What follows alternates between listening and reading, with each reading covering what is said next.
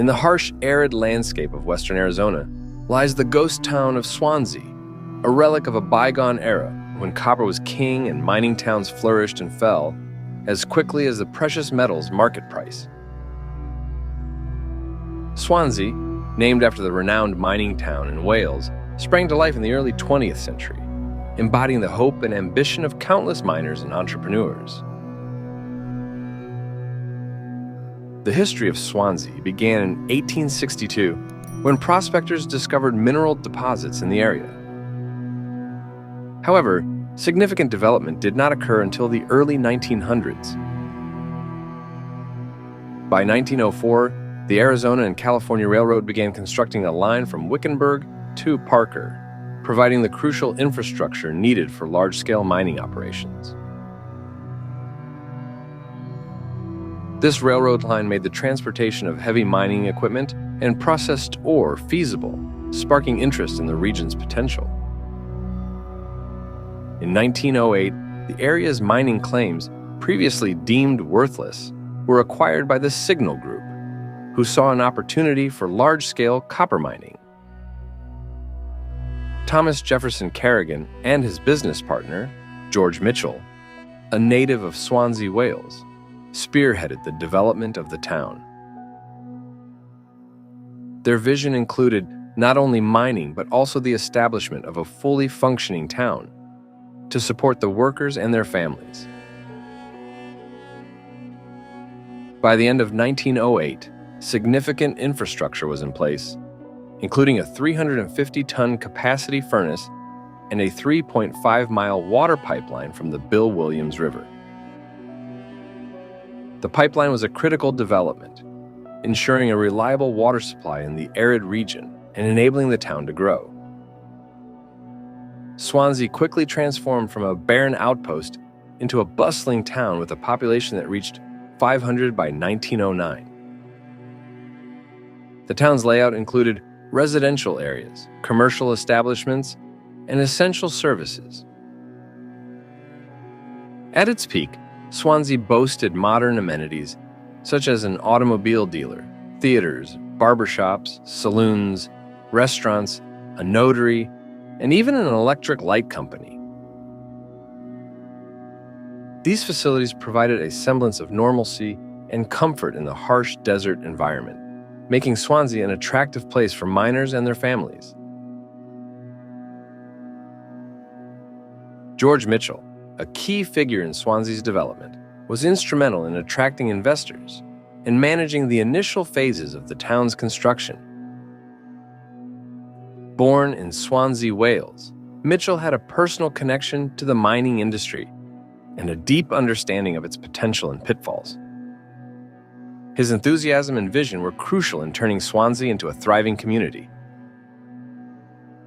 Swansea's business model was heavily reliant on the extraction and processing of copper ore. The Clara Consolidated Gold and Copper Mining Company, the primary operator in Swansea, invested substantial capital in building the necessary infrastructure to support large-scale mining operations. This included the construction of smelters, hoists, and other mining equipment, as well as the development of the town itself to house and support the workforce. The company's strategy involved not only mining, but also the complete processing of the ore on site. This vertical integration allowed the company to maximize profits by controlling every aspect of the production process. The processed copper was then transported via the Arizona and Swansea Railroad to larger markets, ensuring a steady flow of revenue. However, this business model had its vulnerabilities. The high cost of infrastructure development and the operational expenses associated with processing the ore on site meant that the company needed to maintain a high volume of production to stay profitable. Any disruption in the market, such as a drop in copper prices, could quickly render the operations financially untenable. Swansea's decline began as early as 1911, when the Clara Consolidated Gold and Copper Mining Company faced financial difficulties. George Mitchell's ambitious investments in infrastructure, aimed at attracting investors, unfortunately, came at the expense of practical improvements in the mining process. The high cost of production, combined with the significant capital outlay for infrastructure, resulted in the company producing copper at a cost 3 cents higher per pound than the selling price. This economic miscalculation led to the company's bankruptcy in 1912. A brief revival occurred in 1914 when the American Smelting and Refining Company acquired the mines. The new owners invested in rebuilding the town and restarting mining operations, bringing a temporary resurgence to Swansea.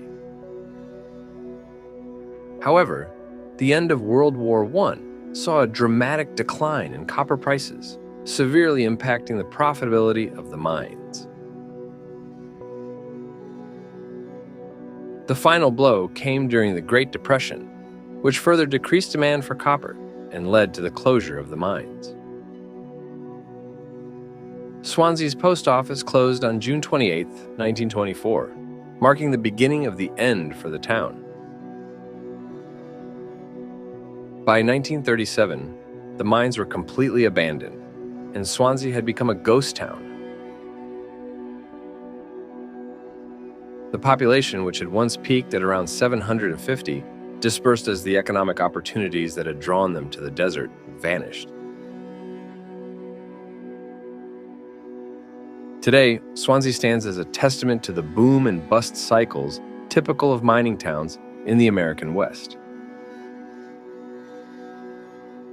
Managed by the Bureau of Land Management, the site is preserved as part of the Swansea Townsite Special Management Area. Visitors can explore the remains of adobe structures, the railroad depot, mine shafts, and various foundations that once supported a vibrant community. The BLM has undertaken efforts to preserve what remains of Swansea, including restoring roofs on miners' cottages and establishing an interpretive trail for visitors.